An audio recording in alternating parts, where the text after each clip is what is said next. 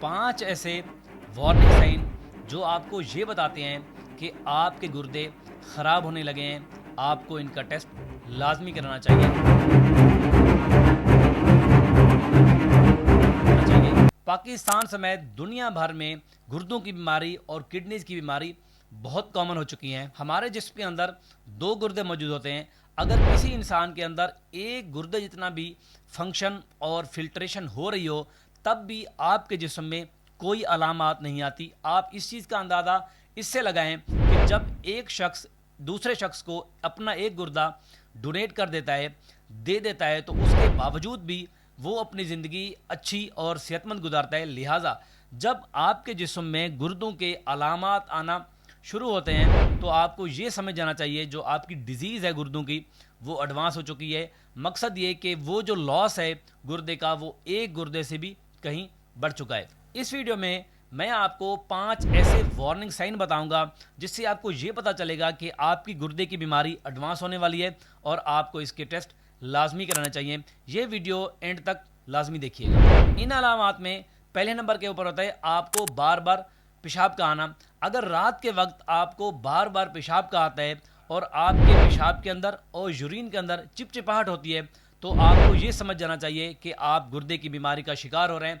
आपको इसके टेस्ट लाजमी कराना चाहिए। और दूसरे नंबर के ऊपर होता है आपके जिस्म के अंदर स्वेलिंग हो जाना, सूजन हो जाना, जिसको मेडिकल में एडिमा बोलते हैं। मोस्टली आपके फेस के अंदर, आपकी आंखों के इर्द गिर्द और आपके पाँव में और आपकी टांगों में अगर स्वेलिंग हो रही है, आपको एडिमा हो रहा है, तब भी आपको ये समझ जाना चाहिए कि हो सकता है ये गुर्दों की बीमारी की वजह से हो। तब भी आपको इनके टेस्ट लाजमी कराने चाहिए। और तीसरे नंबर के ऊपर होता है फटीग यानी कमज़ोरी का महसूस होना।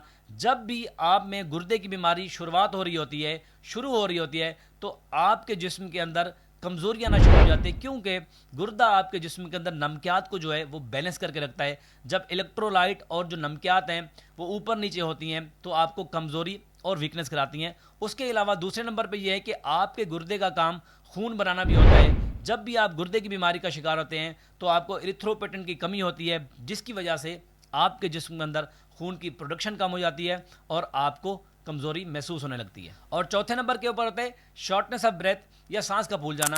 जब आपके जिस्म में गुर्दा सही तरीके से काम नहीं कर रहा होता तो पानी की मिकदार है वो आपके जिस्म में बढ़ जाती है, जो आपको सांस की बीमारी करवाती है और शॉर्टनेस ऑफ ब्रेथ करवाती है। और पांचवें नंबर के ऊपर होता है नोजिया और वोमिटिंग। जब भी आपके गुर्दे ख़राब होने लगेंगे या एडवांस स्टेज में जाएंगे, आपको ऐसा महसूस होगा कि आपको उल्टी आने वाली है, कै वाली कैफियत रहने लगेगी और उसके साथ साथ आपको खाने पीने का दिल नहीं करेगा। तब भी आपको ये समझ जाना चाहिए कि आपके गुर्दे ख़राब होने लगे हैं और आपको इनके टेस्ट लाजमी कराने चाहिए।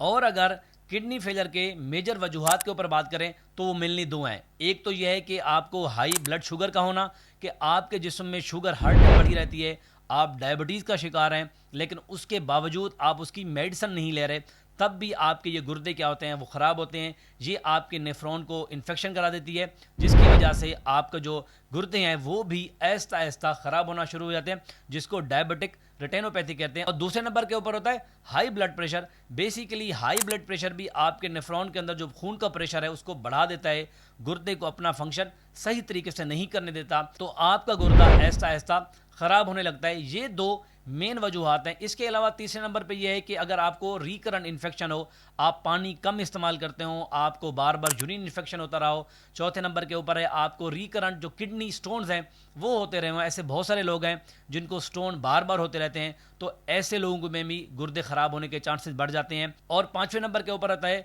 कि आप जो टैबलेट है या मेडिसिन है उसका बहुत ज़्यादा इस्तेमाल करें। बिलखसूस जो पेन किलर होती हैं वो भी आपके गुर्दों को नुकसान पहुंचाती हैं। और छठे नंबर के ऊपर होता है ऐसे लोग जो किसी तरीके से कोई केमिकल का इस्तेमाल करते हैं, शराब का इस्तेमाल करते हैं, पानी की सही तरीके से मिकदार नहीं ले रहे होते, डिहाइड्रेटेड रहते हैं, तो ऐसे लोगों के गुर्दे ख़राब होने के जो चांसेस हैं वो भी बढ़ जाते हैं। इसी तरह अगर हम ये चाहते हैं कि हमारे गुर्दे देर पास सेहतमंद रहें और हम एक सेहतमंद ज़िंदगी गुजारें, तो उसके लिए लाजमी है कि आप अपना ब्लड प्रेशर कंट्रोल में रखें। अगर आपको ब्लड प्रेशर भी है तो आप उसकी प्रॉपर मेडिकेशन इस्तेमाल करें, नमक का इस्तेमाल कम करें, अपना जो ब्लड शुगर लेवल है उसको बेहतर बनाएं, मीठे की तरफ अगर आप डायबिटिक हैं तो कम जाएं और उसके साथ साथ पानी का अच्छा इस्तेमाल करें। और आजकल क्योंकि वेदर बहुत ज़्यादा गर्म हो रहा है, पसीना बहुत ज़्यादा आता है, इसलिए लाजमी है कि आप रोज़ाना 6 से 8 गिलास पानी लाजमी पिएं ताकि आपका गुर्दा सेहतमंद रहे और आप भी सेहतमंद रहें। और आखिर में वीडियो को लाइक कीजिएगा, चैनल को सब्सक्राइब कीजिएगा और ये वीडियो अपने दोस्त से लाजमी शेयर कीजिएगा। मिलते हैं अगली वीडियो में एक नए टॉपिक के साथ। मुझे इजाज़त दें। अल्लाह हाफिज़।